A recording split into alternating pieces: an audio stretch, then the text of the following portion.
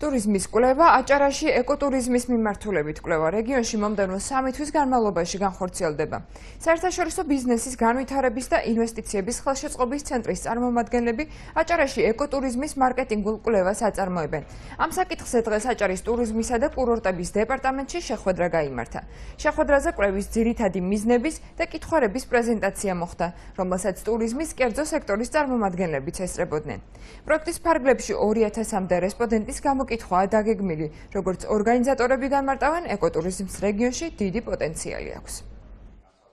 მთავარი მიზანი, რაც არის აი ამ მარკეტინგული კვლევის, რომელსაც ჩვენ ვატარებთ, არის ის, რომ მიღებული იქნეს ერთგვარი სტატისტიკური ანალიტიკური მასალა, რომლის საფუძველზეც რეგიონს, პირველ რიგში თქმა უნდა, ტურიზმის დეპარტამენტს, რომელიც ახორციელებს ამ კუთხით პოლიტიკასა და სტრატეგიას და ასევე არა მარტო დეპარტამენტს, კერძო სექტორისთვისაც და ნებისმიერი დაინტერესებული მხარისთვის ხელმისაწვდომი იქნება ცხადია ეს მონაცემები, შეუძლიათ გამოიყენონ თავიანთი საქმიანობის შემდგომი დაგეგმვის და გაუმჯობესებისათვის. ძალიან მცირე არის ტურისტული განთავსების ობიექტები, ამიტომ ჩვენი ძალისხმევაა, რომ შემდეგში ამ რაიონის მუნიციპალიტეტმა ყურადღება უნდა გაამახვილონ ეგრეთ წოდებული ეკოტურისტული სოფლების მოწყობაზე.